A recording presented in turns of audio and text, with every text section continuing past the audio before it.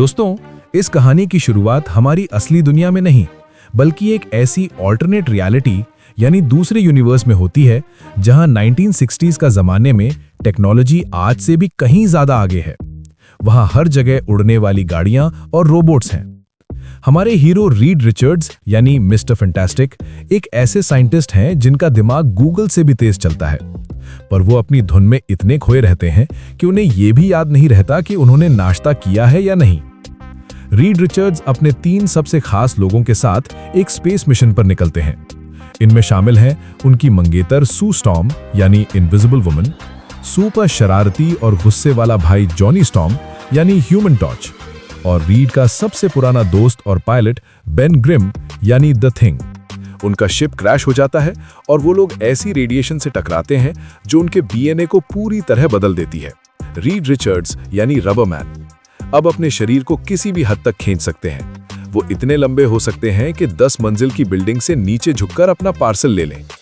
सू storm यानी invisible woman, वो ना सिर्फ गायब हो सकती हैं बल्कि ऐसी ताकतवर दीवारें यानी फोर्स फील्ड्स बना सकती हैं जिन्हें कोई बॉम्ब भी नहीं तोड़ सकता।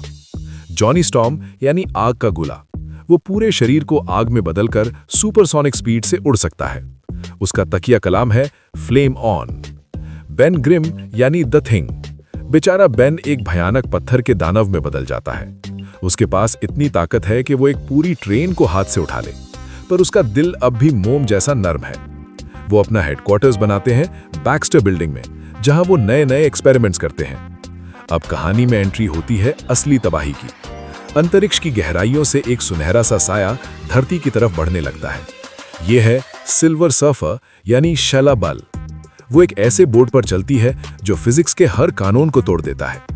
फैंटास्टिक फोर को जल्द ही समझ आता है कि सिल्वर सर्फर कोई विलन नहीं बल्कि एक मैसेंजर यानी संदेश पहुंचाने वाला है। वो किसका संदेश लाई है? गैलेक्टस यानी प्लैनेट्स को खाने वाला भूखा देवता। गैलेक्टस एक ऐसा विशाल जीव है जो यूनिवर्सेस में घूमता रहता है और जिन प्लैनेट्स पर जीवन होता है उन्हें खा जाता है, यानी उनकी पूरी एनर्जी सोख लेता है ताकि वो जिंदा रह सके। गैलेक्टस ने हमारी धरती को अपना अगला डिनर यानी अगला शिकार चुना है। रीड रिचर्ड्स पूरी रात जागकर एक ऐसी मशीन बनाता है जो गैलेक्टस की कॉस्मिक पावर को थप कर सके, पर उन्हें एहसास होता है कि गैलेक्टस इतना बड़ा है कि उनकी सारी मशीन्स उसके सामने खिलौना है। जॉनी स्टॉर्म हवा में सिल्वर सर्फर का पीछा करता है और उन दोनों के बीच एक भयानक चेज सीन यानी पकड़म पकड़ाई होती है। सू स्टॉर्म सिल्वर सर्फर से बात करने की कोशिश करती है और उसे एहसास दिलाती है कि धरती पर मासूम लोग रहते हैं। सिल्वर सर्फर का दिल पिघल जाता है और वो बताती है कि वो गैलेक्टस की गुलाम है क्योंकि गैलेक्टस ने उसके प्लैनेट को बचाने के बदले ये शर्त रखी थी। फाइनल बैटल में गैलेक्टस धरती के ऊपर आ जाता है। वो इतना बड़ा है कि आसमान पूरी तरह उसके चेहरे से ढक जाता है। फैंटास्टिक फोर मिलकर अपनी पावर्स को कंबाइन करते हैं।